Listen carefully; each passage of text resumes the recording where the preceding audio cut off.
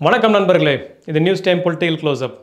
இன்றைய பகுதியில் டெல்லி சென்றிருக்கும் காங்கிரஸ் மாவட்ட தலைவர்கள் பின்னணி என்ன, யார் இவர்களை அழைத்து சென்றது? பெரியகுளத்தில், அதாவது திரு ஓபிஎஸ் அவர்களின் கோட்டை என கருதப்படும் தேனி மாவட்டத்தில் உள்ள பெரியகுளத்தில் அதிமுக பொதுச் செயலாளர் திரு எடப்பாடி பழனிசாமி ஒரு பொதுக்கூட்டத்தில் கலந்து கொள்ளவிருக்கிறார். இது நேரடி மோதலா?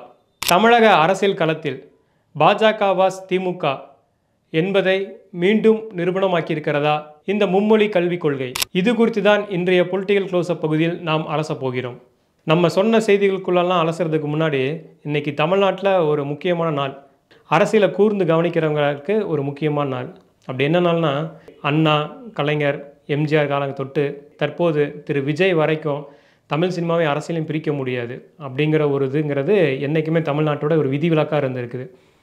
அப்படி இருக்கக்கூடிய ஒரு நிலையில தான் இன்றைக்கி ஒரு கட்சியோட 8ஆம் ஆண்டு தொடக்க விழா. கட்சி ஆரம்பித்து முதல் தேர்தல் சந்தித்த போது ஒரு குறிப்பிட்ட சதவீத வாக்கு வாங்கினார். யாரை எதிர்த்து கட்சி ஆரம்பித்தாரோ, யாரை எதிர்த்து வீரவசனம்லாம் பேசினாரோ, யாரை எதிர்த்து தன்னோட திரைப்படத்தில் வரக்கூடிய வசனங்களைப் போல பொதுமக்களிடத்துலையும் அந்த வசனங்களை பேசி அசத்தினாரோ, அவர் அந்த எதிர்த்தவர்களோடையே இன்றைக்கி கைகோர்த்து இருக்கிறாரு. நான் சொல்ல வர்றது யாருன்னு உங்களுக்கு நல்லா கிளியராக தெரிஞ்சிருக்கும். ஆழ்வார்பேட்டை ஆண்டவர் இன்றைக்கி தன்னோட கட்சியோட 8ஆம் ஆண்டு துவக்க விழாவை கொண்டாடி இருக்கிறாரு. இது எப்படி சொல்கிறதுனா, பெரும் புயலில் வலுவாக இருக்க அந்த ஆலமரம்லாம் உறுதியாக நிற்கும், மற்ற சின்ன சின்ன மரங்கள்லாம் காணாமல் போயின்னு சொல்லுவாங்களா, அந்தமாரி தமிழகத்தில் எவ்வளோ பெரிய அரசியல் புயல் அடித்தாலுமே அந்த பெரும் இருக்கக்கூடிய கட்சிகள்லாம் இன்றைக்கி கோடு வச்சிட்டு இருக்காங்க. இவரை போன்று கட்சி ஆரம்பித்தவர்கள்லாம் எங்கே போனாங்க அப்படிங்கிறது மிகப்பெரிய கேள்வியும் தொடர்ந்து இருந்துட்டு தான் இருக்குது.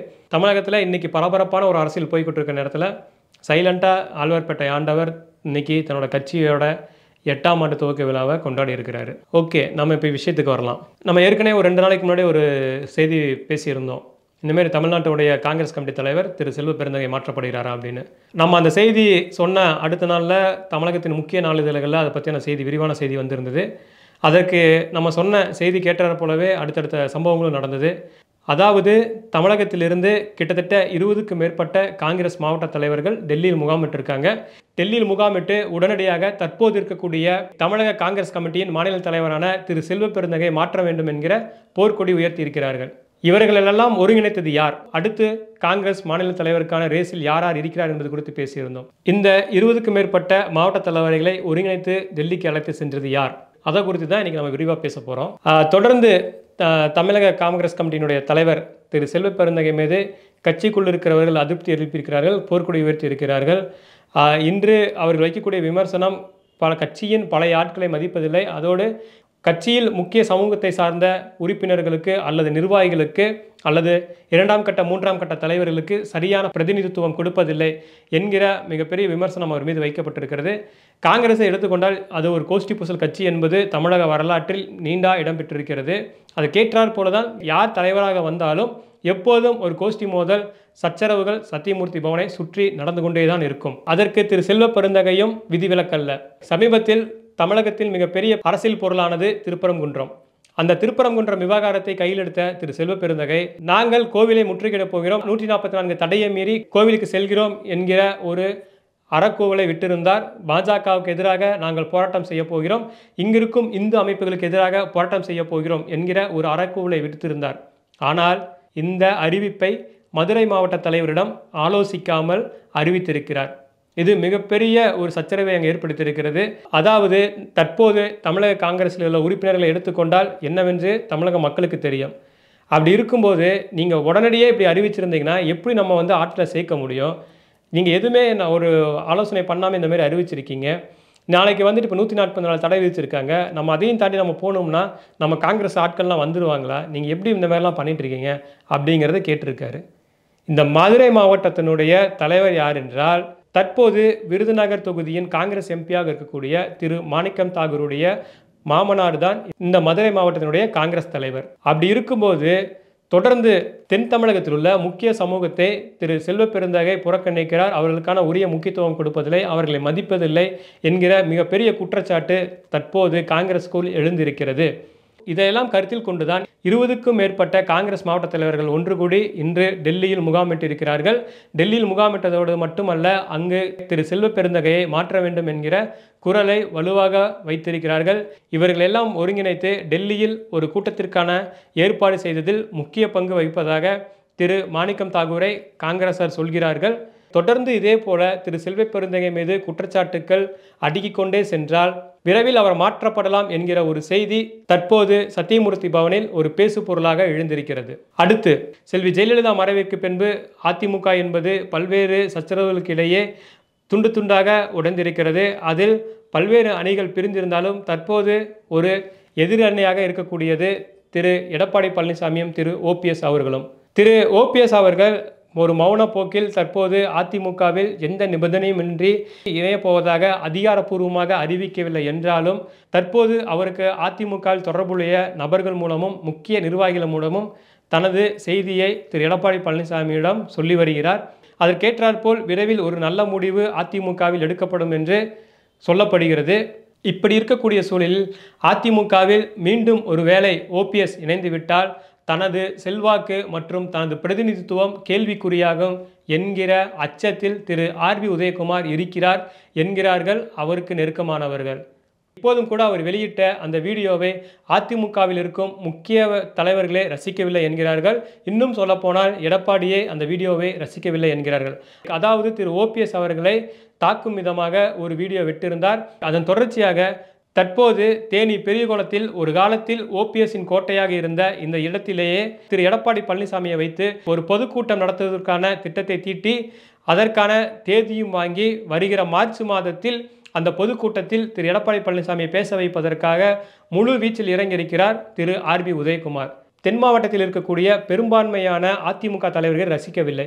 காரணம் என்னவென்றால் திரு ஓபிஎஸ் மற்றும் திரு எடப்பாடி இடைகளுக்கான மோதலில் அதிமுகவின் தலைமை அலுவலகமான இதய தெய்வத்தின் கோயிலாக இருக்கக்கூடிய அதிமுகவின் தலைமை அலுவலகத்தையே ஓபிஎஸ் அணியினர் சூறையாடினர். இப்படி இருக்கக்கூடிய சூழலில் ஒருவேளை தேனி மாவட்டத்தில் திரு எடப்பாடி பழனிசாமி பொதுக்கூட்டத்தில் மேடை ஏறினால் அங்கு கைகலப்புகளோ அல்லது சச்சரவுகளோ ஏற்படாது என்பதற்கு திரு ஆர்பி உதயகுமார் உத்தரவாதம் அளிப்பாரா அப்படிங்கிற மிகப்பெரிய கேள்வியை தென் மாவட்டத்தில் இருக்கக்கூடிய அதிமுகவின் முக்கிய நிர்வாகிகள் வைக்கிறார்கள். தன் ஒருவருடைய சுயநலத்திற்காக திரு ஆர்பி உதயகுமார் திரு எடப்பாடியை வைத்து ஓபிஎஸ்க்கு எதிர்வினை ஆற்றுகிறாரா என்கிற மிகப்பெரிய கேள்வியையும் அந்த தென் மாவட்டத்தில் இருக்கக்கூடிய முக்கிய அதிமுக தலைவர்கள் வைக்கிறார்கள். தமிழகத்தில் யார் எதிர்க்கட்சி அப்படிங்கிற போட்டியில் அதிமுக பாஜக தொடர்ந்து போயிட்டு இருக்காங்க. அதில் பல நேரங்களில் பாஜக தலைவர்கள் சொல்வது தமிழகத்தின் எதிர்க்கட்சியாக இருப்பது பாஜக தான் என்பதை தொடர்ந்து சொல்லி வருகிறார்கள். இப்படிப்பட்ட ஒரு நிலையில தான் மீண்டும் திமுக வாஸ் பாஜக என்கிற ஒரு கருத்து மோதல் மற்றும் ஒரு அரசியல் மோதல் இந்த மும்மொழி கல்விக் கொள்கை திட்டத்தின் மூலம் மீண்டும் உயிர் பெற்றிருக்கிறது. கடந்த வாரம் காசி தமிழ்ச்சங்கம் நிகழ்ச்சியில் பங்கேற்ற மத்திய கல்வித்துறை அமைச்சர், நீங்கள் புதிய கல்விக் கொள்கை திட்டத்தை ஏற்றால்தான் உங்களுக்கு வழங்கப்படும் அந்த நிதியை ஒதுக்கப்படும் என்று திட்டவட்டமாக கூறியிருந்தார். அதற்கு தமிழகத்திலிருந்தும் எதிர்வினை ஆற்றப்பட்டது. உடனடியாக முதல்வர் திரு மு க ஸ்டாலினால் காட்டமான ஒரு கடிதமும் மீண்டும் எழுதி அனுப்பப்பட்டது. அதற்கு மீண்டும் பதில் கடிதம் கொடுத்திருக்கிறார் திரு தர்மேந்திரன் பிரதான். அதன்படி தமிழகத்தில் கல்வியை வைத்து அரசியல் செய்கிறார்கள் என்கிற துணியில் அவருடைய அந்த கடிதம் இருந்திருக்கிறது. அதோடு மட்டுமல்ல, தமிழகம் நீங்கள் எதிர்பார்க்கிற 2000 கோடி அல்ல, நீங்கள் இந்த புதிய கல்விக் கொள்கை திட்டத்தை ஏற்காததன் மூலம் கிட்டத்தட்ட 5000 கோடி ரூபாயை நீங்கள் இழக்கிறீர்கள் என்கிற ஒரு பெரும் விமர்சனத்தை வைத்திருக்கிறார். இது மத்திய மாநில அரசுகளுக்கிடையே நடந்து கொண்டிருக்கும் ஒரு மோதலாக இருந்தாலும் தமிழக அரசியலை பொறுத்தவரை பாஜக மாநில தலைவர் திரு அண்ணாமலை தொடர்ந்து காட்டமாக திமுக அரசை எதிர்த்து சில கேள்விகளை எழுப்பி வருகிறார். அதற்கு நாங்கள் சளைத்தவர் அல்ல என்பது போல திமுகவும் அதற்கான பதிலும், அதோடு திரு அண்ணாமலைக்கு பல்வேறு கேள்விகளை காட்டமாகவும் எழுப்பி வந்து கொண்டிருக்கிறார்கள். இவ்வாறாக மீண்டும் தமிழகத்தில் திமுக வாஸ் பாஜக என்கிற ஒரு மோதல் போக்கு சூடுபிடிக்க ஆரம்பித்திருக்கிறது. இதில் நாம் குறிப்பாக பார்க்க வேண்டியது என்னவென்றால், சமீபத்தில் கட்சி துவங்கிய திரு விஜய் காணாமல் போயிருக்கிறார். இதை திரு விஜய் சுய பரிசோதனை செய்ய வேண்டிய ஒரு இடத்திலும் இருக்கிறார். அதாவது காலம் காலமாக தமிழகத்தில் ஆண்டு கொண்டிருக்கும் கட்சிகளுக்கு மத்தியில், அதோடு இங்கிருக்கும் தேசிய கட்சிகளுக்கு மத்தியில் புதிதாக ஒரு கட்சியை ஆரம்பிக்கும் போது எதிர்போன்று எதிர்வினை ஆற்ற வேண்டும், இவர்களுடன் போட்டியிடுவதற்கு நாம் வலுவாக இருக்கிறோமா என்பதை மிக தெளிவாக தற்போதைய இந்த அரசியல் சூழல் எடுத்துக்காட்டியிருக்கிறது. அதாவது தாவேகாவின் கொள்கை தலைவர்களில் ஒருவராக இருக்கக்கூடிய அஞ்சலை அம்மாள் அவர்களுடைய நினைவு நாளான நேற்று தாவேகா தலைவர் திரு விஜய் மாலை அணிவித்து மரியாதை செய்திருக்கிறார், ஒற்றையாளாக நின்று. பொதுவாக விஜயின் இதுபோன்ற செயல்கள் அன்றைய லைம்லைட்டில் இருக்கும், அன்றைய தமிழகத்தின் அரசியல் செய்தியாகவும் தலைப்புச் செய்தியாகவும் தொடர்ந்து விஜய் இடம்பெற்றிருப்பார். ஆனால் நேற்று அவர் செய்த அந்த அரசியல் நிகழ்வு என்பது ஒரு செய்தியிலும் இடம்பெறாத அளவிற்கு தூக்கி எறியப்பட்டிருக்கிறார். இதனாலேயே இங்கு திமுகவுக்கும் பிஜேபிக்கும் இடையே get out Modi, get out Stalin என்கிற ஒரு ஹேஷ்டேக் சமூக வலைதளங்களில் பெரிதளவு பேசு பொருளாக இருக்கக்கூடிய நிலையில் டிஎன் ஃபார் டிவிகே என்கிற ஹேஷ்டேக்கை உருவாக்கக்கூடிய நிலைக்கு தள்ளப்பட்டிருக்கிறார்கள் தாவேகாவினர். திமுக வாஸ் பாஜக என்கிற அரசியல் யுத்தம் தமிழகத்தில் தொடரப்போகிறதா, அல்லது நாளை பாஜகவை புறந்தள்ளிவிட்டு அதிமுக முந்தப் போகிறதா, அல்லது இவர்களையெல்லாம் பின்தள்ளி தாவேகா முன் செல்ல போகிறதா என்பதை வரும் காலம் முடிவு செய்யும். தொடர்ந்து இதுபோன்று வெளி அரசியலுக்கு அப்பால் உள்ள செய்திகளை அறிந்து கொள்ள தொடர்ந்து இணைந்திருங்கள் நியூஸ் டைம் சேனலோடு. இதுவரை சப்ஸ்கிரைப் செய்யாத நண்பர்கள் சப்ஸ்கிரைப் செய்து உங்கள் பெரும் ஆதரவை தரும்படி அன்போடு கேட்டுக்கொள்கிறோம். நன்றி, வணக்கம்.